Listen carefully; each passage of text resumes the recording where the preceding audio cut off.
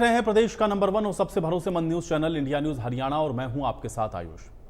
तो हरियाणा में शांतिपूर्ण चुनाव संपन्न होने के बाद भी सियासी घमासान थमने का नाम नहीं ले रहा है। प्रदेश की सत्ता के शिखर तक पहुंचने का दावा करने वाली कांग्रेस 37 सीटों पर ही सिमट गई तो बीजेपी 48 सीटों के साथ तीसरी बार सरकार बनाने जा रही है।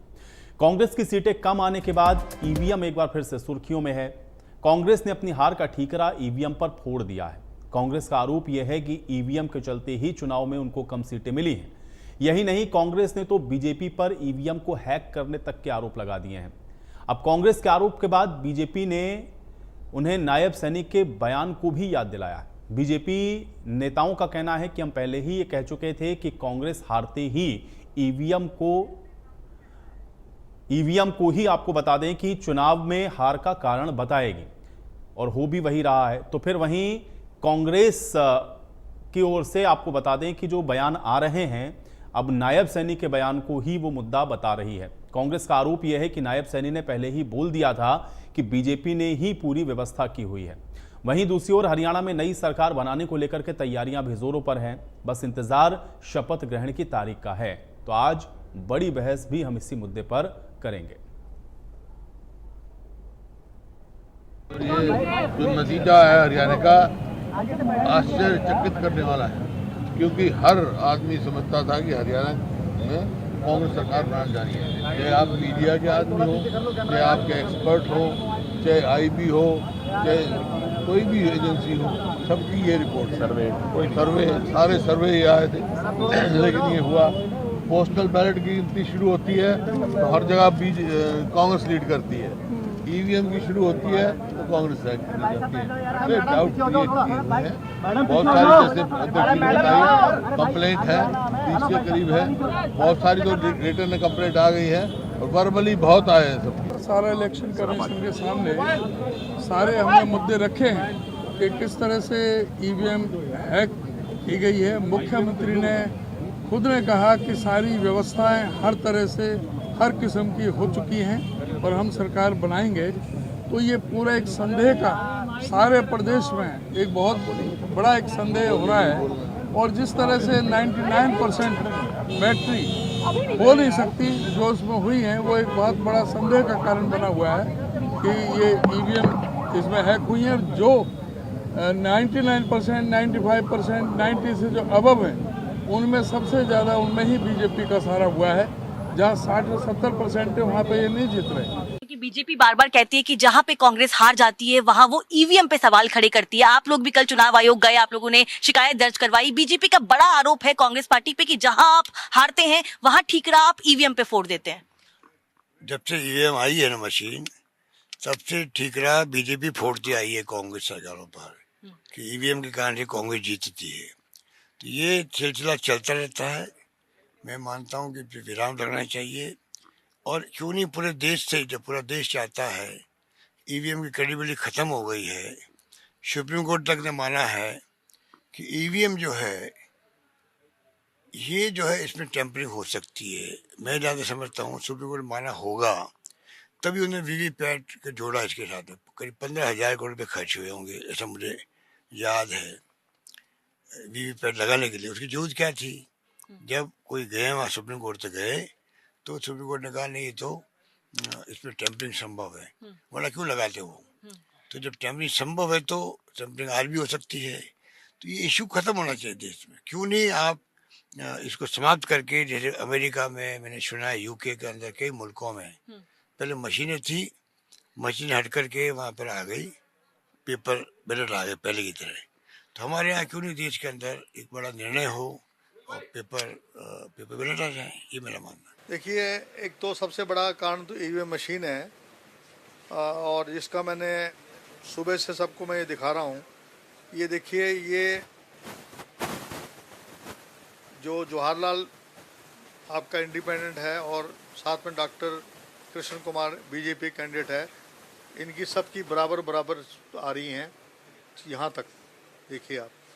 और इनको आ रही है एक जो ML रंगा को एक सीट आ रही है, ठीक है। इससे ये दर्शाता है कि ये टोटल फिक्स्ड है मामला। इसके अलावा जो है 99% 99% जहाँ बैटरी चार्ज है वहाँ बीजेपी आ रही है उन बूथों पे। जहाँ पर 70% है वहाँ पर कांग्रेस जीत रही है। इसका मतलब ईवीएम मशीन सेट है। ये क्या इनका बड़ा तगड़ा इनका मामला है कि एक स्टेट में ये हमें जिता देते हैं और 2 स्टेटों में हमें हरा देते हैं। मैंने ट्वीट किया है कि नो ईवीएम बॉयकॉट इलेक्शंस। जब तक ईवीएम रहेगा बीजेपी का कोई कुछ नहीं बिगाड़ सकता। ये तो आजकल टेक्नोलॉजी चांद पे पहुंचने की होगी है। ये तो ईवीएम मशीन है, बाहर बैठे आप कुछ भी कर लो। ये बात पता नहीं सुप्रीम कोर्ट के समझ में क्यों नहीं आ रही। मेरी बात सुनो, J&K में है कि नहीं हुई? सुबह जब तुम भंगड़े पा रहे थे और कह रहे थे हमारे हक में आ रहा, और मैं तो पहले कह रहा था कि कांग्रेस बहुमत के साथ सरकार बनाएगी, जब हुड्डा साहब कह रहे थे तब हैक नहीं होती थी। जब हार गए तभी हैक होती है। जिस भी प्रदेश, जिस भी चुनाव कांग्रेस हारती है, उसके बाद जो रोती है और अलाप करती है, उसकी आवाज ऐसे ही आती है, ईएम। कांग्रेस हार के बाद में ईवीएम पर ठीकरा फोड़ रही है। कह रही है कि ईवीएम में जो 99% बैटरी थी, जहां जहां वहां भारतीय जनता पार्टी जीती है, और ऐसा होता नहीं कि 99% बैटरी रहे ईवीएम में। नहीं, चौधरी भूपेंद्र हुड्डा के कांग्रेस के इलाके में ईवीएम नहीं थी, मेवात में नहीं थी ईवीएम। वो यही तो कह रहे हैं कि जहां 60 से 70% ईवीएम में बैटरी थी वहां कांग्रेस जीती है, लेकिन 99% ऐसे कैसे पॉसिबल हुआ कि ईवीएम में बैटरी रही? ये लास्ट टीकरा था इनके पास, कोई काम नहीं था। लास्ट टीकरा जो ईवीएम फोड़ना था, वो टीकरा इनका लास्ट था। इनके बाद कुछ कहने के लिए नहीं है। और हरियाणा से इनकी विदाई हो चुकी है, और हरियाणा में लगातार गुजरात की तर्ज पे सरकार रहेगी। हरियाणा में इनको पानी दे हुआ नहीं मिला कांग्रेस वालों को, इनकी धमाके के साथ बधाई हुई है।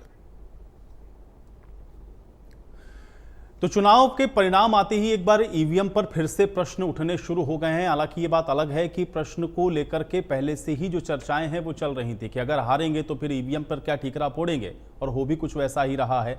आज इसी पर चर्चा करते हैं कि क्या वाकई में प्रदेश के अंदर जो रिजल्ट आया है, कांग्रेस के जो आरोप हैं, उसको उसी नजरिए से देखा जाए या फिर हार के ठीकरे को फोड़ने के लिए आपने ईवीएम को सामने रखा है। आज चर्चा करते हैं। कुछ मेहमान हमारे साथ जुड़े हैं, पहले उनका परिचय करवाते हैं। वीरेंद्र चौहान जी हमारे साथ जुड़े हुए हैं, भारतीय जनता पार्टी के प्रवक्ता हैं। वीरेंद्र चौहान जी, स्वागत है आपका चर्चा में। वेद प्रकाश विद्रोही जी हैं हमारे साथ, कांग्रेस पार्टी के प्रवक्ता हैं। वेद प्रकाश विद्रोही जी, आपका भी स्वागत है।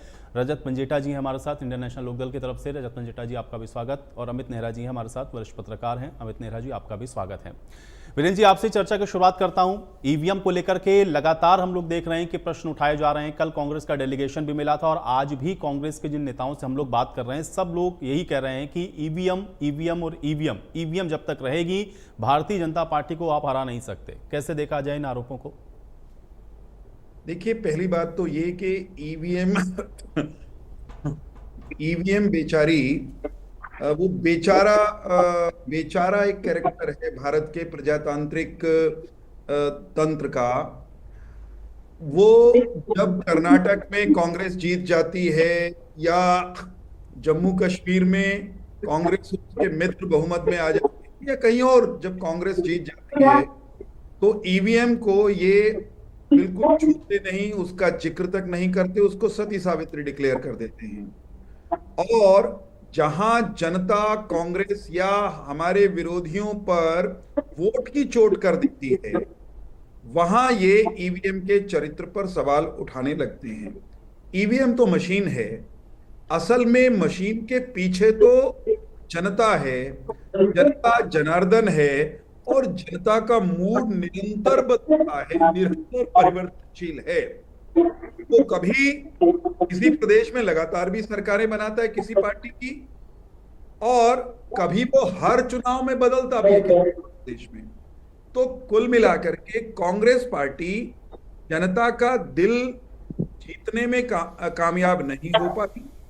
और अब जबकि उसे निकाल बाहर किया, तीसरी बार भी सत्ता से बाहर रख दिया हरियाणा की जनता ने, तो कांग्रेस पार्टी जैसे कहते हैं खिसियानी बिल्ली खंभा नोचे।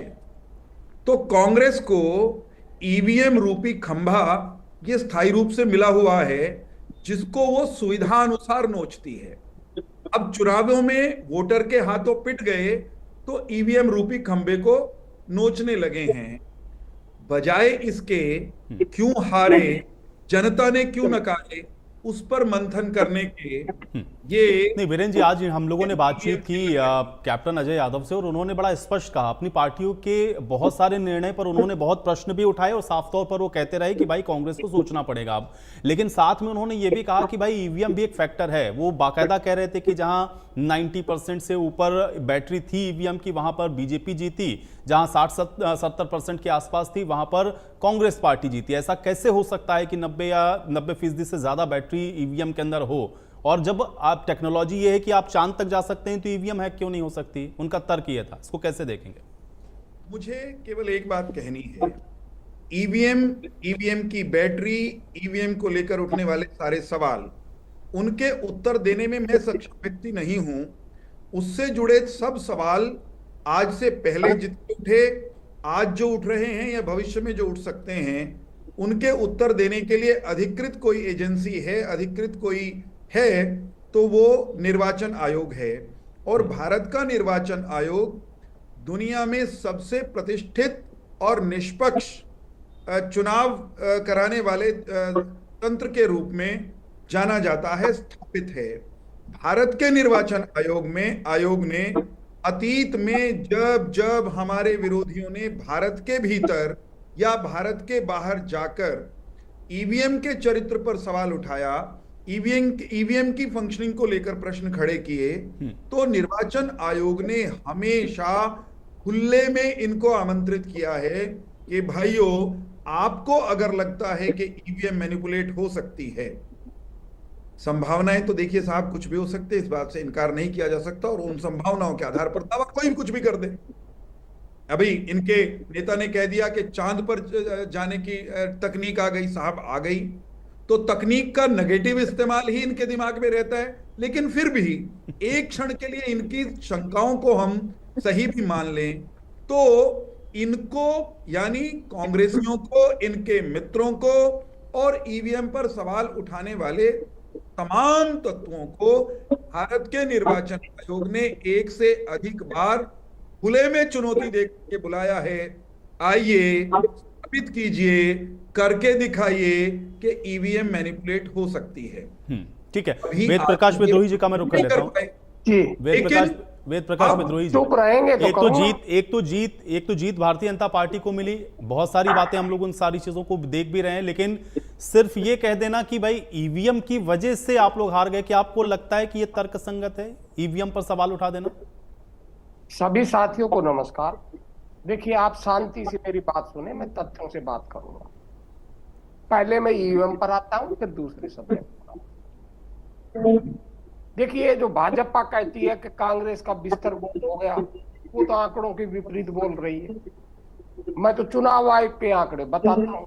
चुनाव आयोग अनुसार हमको 39.09% वोट मिली है, भाजपा को 39.9% मिली है।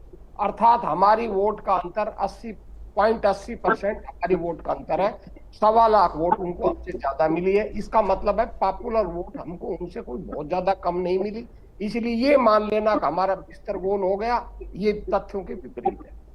दूसरी बात, हमारे आदरणीय मुख्यमंत्री जी ने ही 4 तारीख को बयान दिया था, ये तो वो जाने उन्होंने क्यों दिया था। उन्होंने, पत्रकारों ने कहा कि भाई आप तो हार रहे हो एग्जिट पोल में, तो उन्होंने कहा कि कोई बात नहीं, एग्जिट पोल कुछ भी कहें, हमने जीतने की व्यवस्था कर ली है। अब क्या व्यवस्था की है तो मुख्यमंत्री बताएंगे, उनका वीडियो मौजूद है। तीसरी बात, आदरणीय गृह मंत्री जी, पूर्व गृह मंत्री जी चौड़ी हाँक रहे थे, बड़ी मिमिक्री कर रहे थे।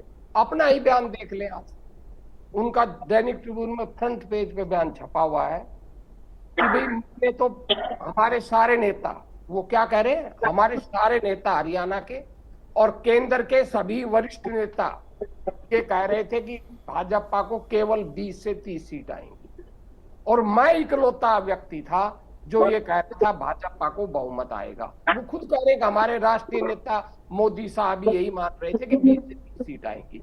अब वो तो वो जाने कि वो सत्य बोल रहे हैं या अपना महिमा मंडन कर रहे हैं, ये तो भाजपा के नेता उनसे पूछे।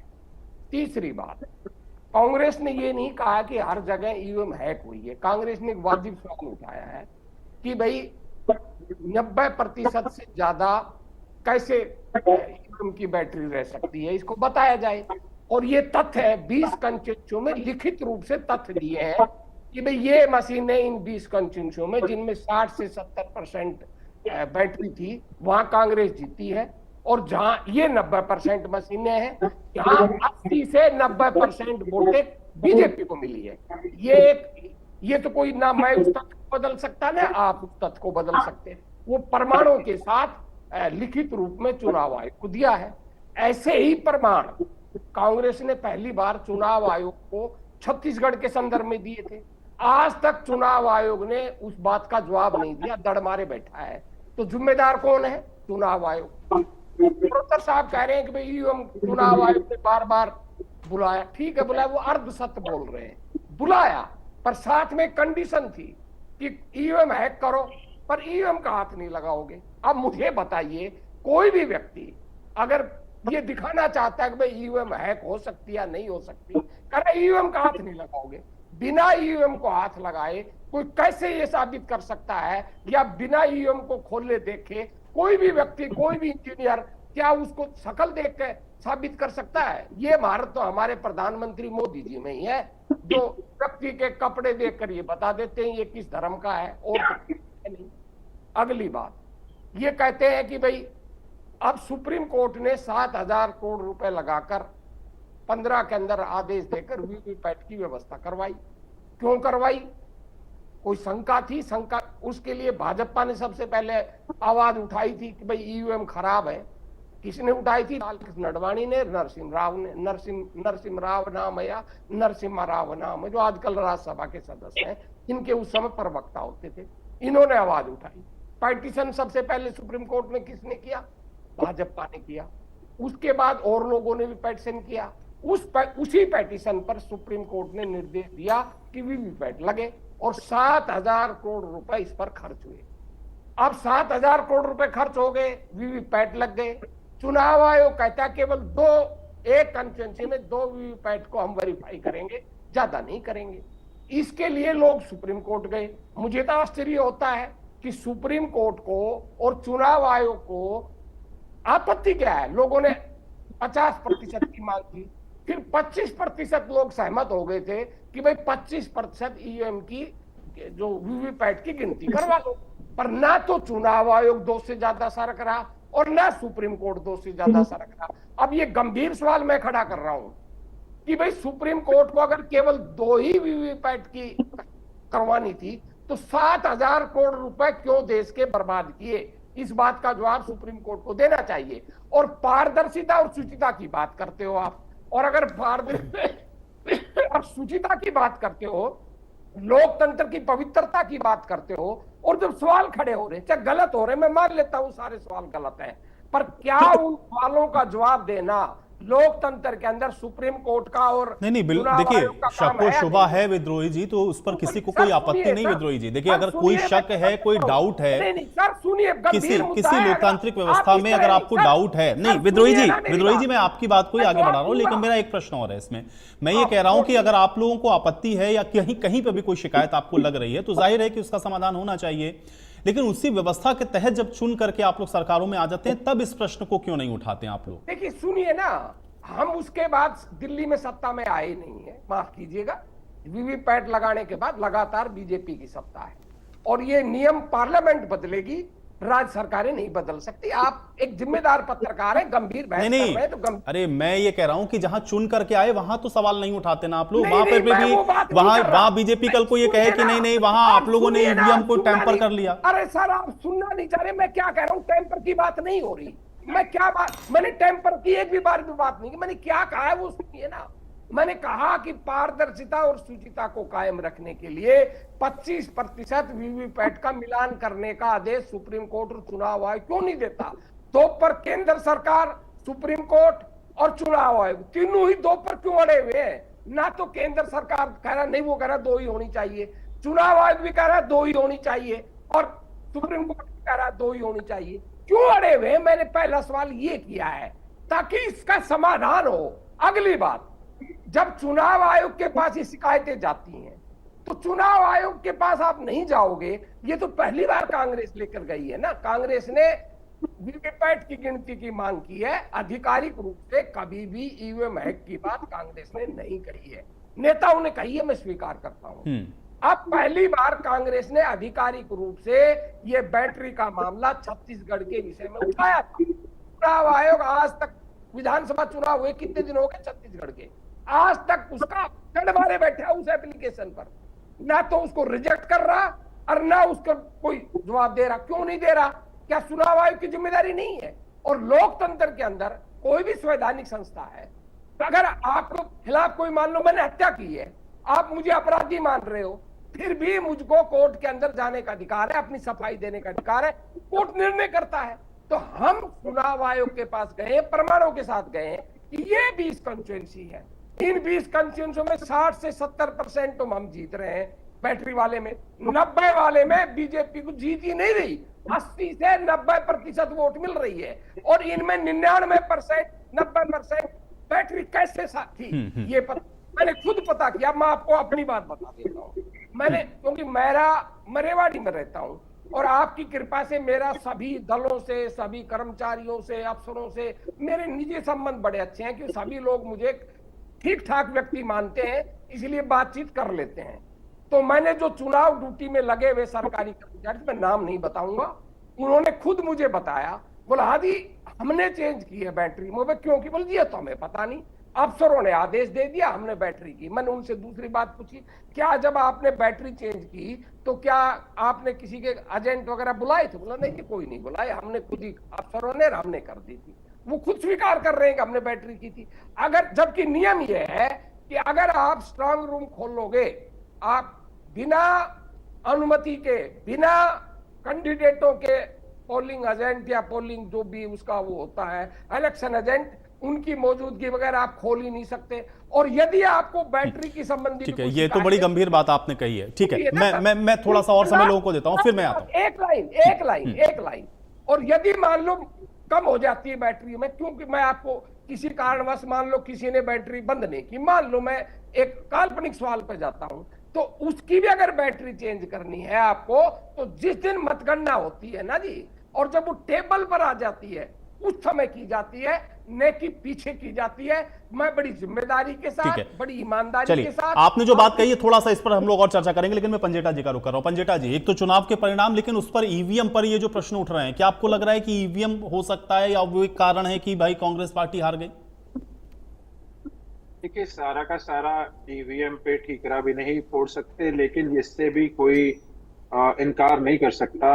अगर नासा जैसी जो साइट्स हैं, अगर वो हैक हो सकती हैं, अभी कोई ऐसा बहुत बड़े बड़े स्नोडेन जैसे रहे हैं जो हैकर्स रहे हैं, और ये जो बैंक्स होते हैं, आपने देखा होगा कई बारी कि खातों में से पैसे साफ हो जाते हैं, और खासकर एक बारी तो सारे एसबीआई में सरकारी कर्मचारी और आर्मी के लोग थे जिनके खाते हैक हो गए थे। तो टेक्नोलॉजी बहुत आगे पहुंच गई है, और जब से आर्टिफिशियल इंटेलिजेंस आई है, इससे कोई मना भी नहीं कर सकते कि कोई भी इलेक्ट्रॉनिक डिवाइस है, इवन आपके आईफोन पीछे आया था पेगासस, आपको याद होगा, लोकसभा राज्यसभा में तो बड़ा गूंजा था वो मुद्दा पेगासस का, जिसके जो एक सॉफ्टवेयर था जो इजराइल से, और उसमें तो दुनिया भर का कि गवर्नमेंट्स के ऊपर आ गए थे कि गवर्नमेंट्स ने जो है वो स्पाइंग के लिए वो इस्तेमाल किया है सॉफ्टवेयर का। तो ये अगर इसको और डिटेल में जाते रहेंगे, बड़ी जागरूक जनता है और आजकल इंटरनेट के ऊपर बहुत सारी चीजें अवेलेबल है, मगर let's not go into that. उससे ज्यादा महत्वपूर्ण बात ये है कि अगर ऐसी चीजें काउंटिंग के, पोलिंग के और काउंटिंग के दौरान उसके बीच में हो सकती हैं, तो पहला मेरा सुझाव ये है कि सेम डे काउंटिंग जब होनी चाहिए। सेम डे काउंटिंग इसलिए होनी चाहिए कि आपके पास उस वक्त सारा की सारी मशीनरी अवेलेबल है, इतना बड़ा चुनाव, सरकारें पलट जाना, और ये अगर ये ऐसी चीजें हो सकती हैं, बन सकती हैं और बिगड़ सकती है, ये कोई छोटा मोटा इशू नहीं है। वोटों की ठगी तो बहुत बड़ा क्राइम है। अगर ऐसा कुछ हो सकता है तो या तो करा के देख लेना चाहिए, इसमें कोई बड़ी बात नहीं है कि आप बैलेट से नहीं करा सकते, बैलेट से भी चुनाव किया जा सकता है। लेकिन अगर भाजपा खुद उठाती रही है इस मुद्दे को कि आप बैलेट से कराइए, तो भाजपा इससे मना भी नहीं कर सकती, और किसी पार्टी को मना करना भी नहीं चाहिए, क्योंकि जितने वोट आपके आए हैं उतने आपके बैलेट में आएंगे, उतने ही आपके ईवीएम में आएंगे। लेकिन ये प्रश्न करना कांग्रेस का, क्योंकि देखिए अगर भाजपा के सभी मंत्रियों का हारना, धनखड़ जी का हारना, अगर इनको जिताना ही होता तो अपने बहुत सारे लोगों को जिता देते। अगर देखिए वोट शेयर भी कम कर देते। जब वोट शेयर मात्र 1% से भी कम है, 0.80% है, यानी लोकसभा के पैटर्न के ऊपर हरियाणा में जो ये वोटिंग हुई है। लेकिन एक बात हरियाणा के इतिहास में जो कभी नहीं हुई कि भाजपा 2014 से लगातार लगभग 3.5% इनके वोट शेयर में इंक्रीज हो रहा है, जबकि एंटी इंकम्बेंसी में क्या होता है अभी तक ये कभी नहीं हुआ। और ये भी इतिहास में पहली बार हुआ है कि ये दोनों पार्टियां लगभग 40% वोट पे